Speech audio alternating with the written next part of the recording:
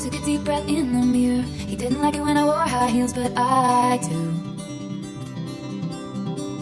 Turn the lock and put my headphones on. He always said he didn't get this song, but I... Ini yang pertama itu tokoh pemeran utamanya itu ada Ethaniel Vanjiro, dan kedua itu ada Kalila, yang ketiga ada Aska sebagai kakaknya Kalila, dan keempat itu ada Arsena, dan yang kelima ada Andrian. Yaitu tuh mereka bertiga itu tuh jadi itu Ethan, Aska sama Arsena itu mereka itu berteman dari SMA. Nah, kemudian saya akan menjelaskan bukunya tentang, yaitu nama novel itu sampai I Have a Perfect Yellow Like You. Nah, ini tuh penulisnya bernama Odi. Dan di sini tuh jadi saya tuh di sini udah membaca dari prolog sampai bab 7. Dan di sini tuh prolognya itu pertama Ethan itu tuh tadinya tuh pengen pergi ibadah ke gereja, dan di situ tuh dia di gereja itu tuh dia bertemu dengan seorang gadis yang memakai warna pink, serba pink, kayak misalnya gelangnya warna pink, terus habis itu jepitan warna pink, bajunya pink, sepatunya itu pink. Pokoknya tuh Kalila ini tuh didefinisikan itu tuh sebagai cewek pink. Dia tuh suka banget sama warna pink yang berbau-bau pink, itu dia suka.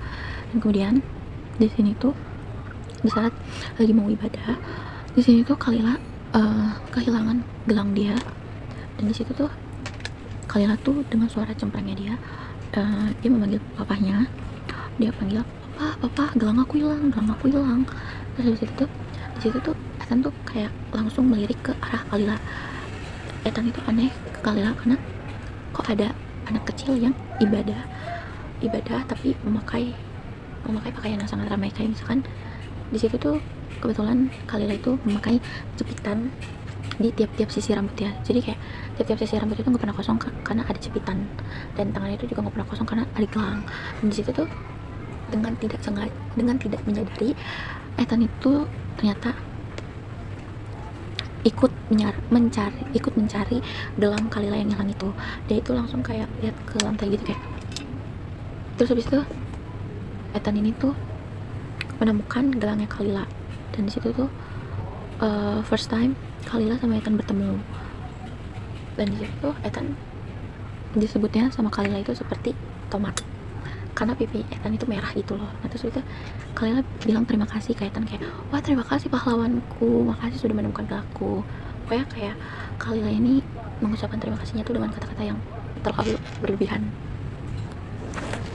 Dan di sini tuh masuk ke bab 1 yang dimana itu MPLS pertamanya Kalila, dan di sini kedua kalinya Ethan bertemu dengan Kalila tapi sudah di versi remaja. Dan di sini tuh kebetulan Ethan itu sama kakaknya Kalila itu satu SMA bareng, dan di sini juga mereka berteman baik sama Arsena sama Andrian. Dan di sini tuh kebetulan Kalila tuh daftar SMA di tempat yang sama dengan kakaknya.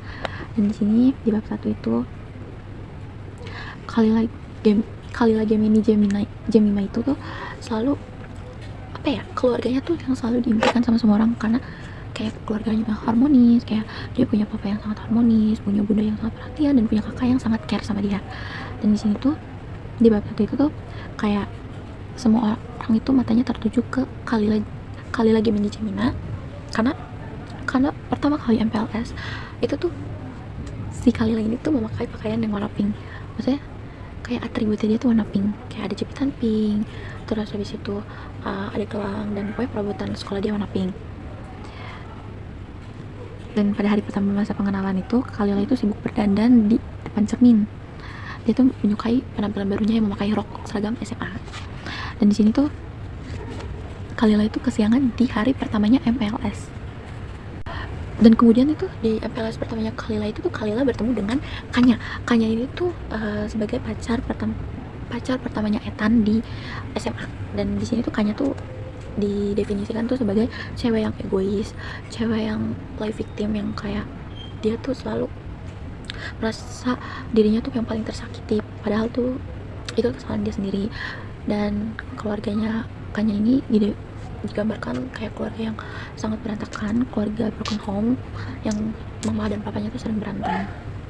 Dan di bab kedua ini berjudul Insecurities, yaitu di sini tuh di bab 2 itu menceritakan tentang ke-insecuritiesnya si Kanya terhadap Kalila, yang kayak Kanya itu tuh kayak apa ya, merasa tersaingi dan merasa sedih karena kenapa dia nggak seperti Kalila yang hidupnya itu sangat ceria, yang punya kakak care, terus punya keluarga yang harmonis. Dan sila sebagai mimpi buruk ya Kanya, karena Kalila itu datang ke hidupnya dan itu bakal menjadi perubahan yang sangat drastis.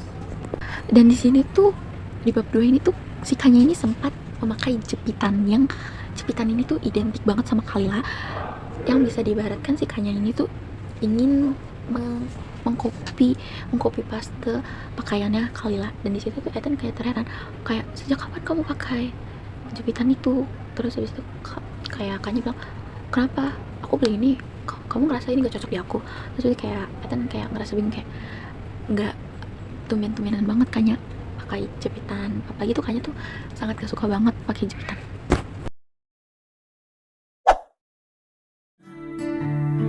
Selama bumi berputar, ku tetap milikmu.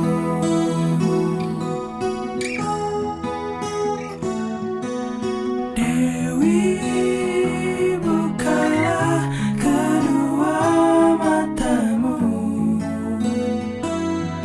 pandanglah ruang di hatiku. I said, remember this moment in the back of my mind.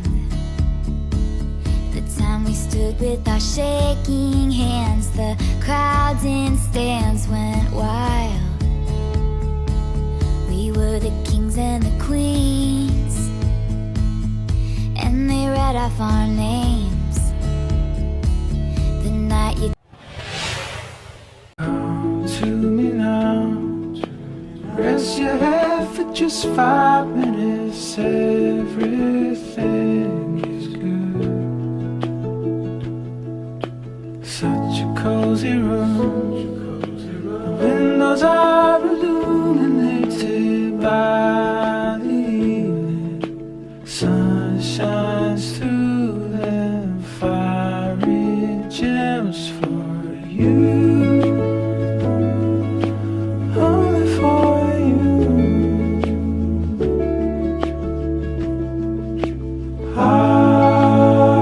Illuminated by the evening.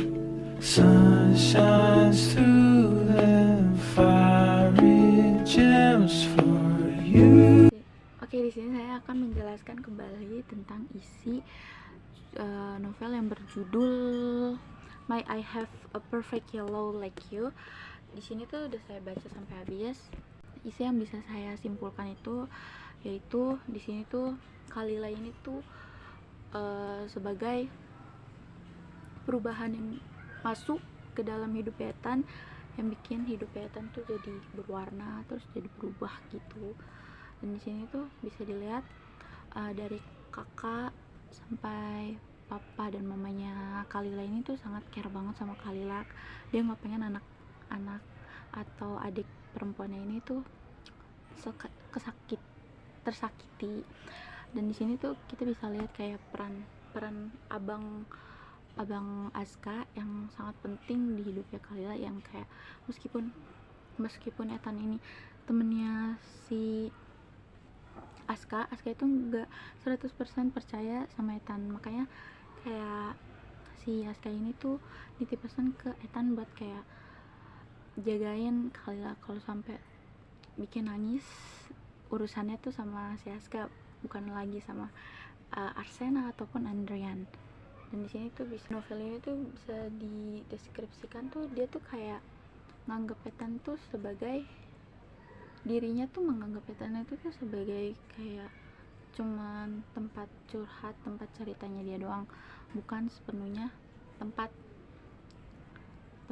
dia berkeluh kesah. Kayak si Kanya ini tuh digambarkan sebagai perempuan yang sangat egois. Abis itu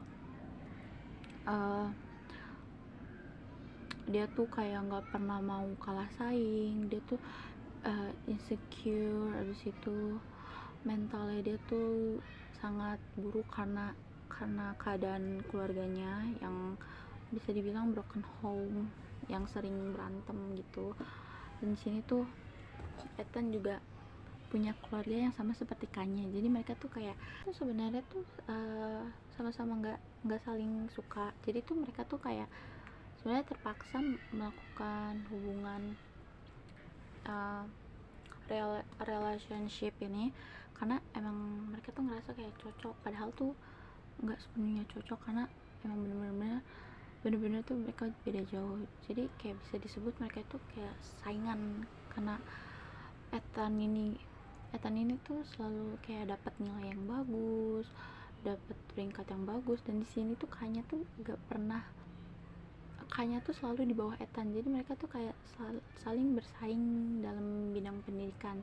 Dan di situ tuh ketika Ethan dapat penghargaan atau dapat juara, dan di sini tuh Kanya tuh selalu kayak marah, dan pasti tuh dia sedih, kayak pulang-pulang pasti dia tuh selalu dibanding-bandingin sama si Ethan ini.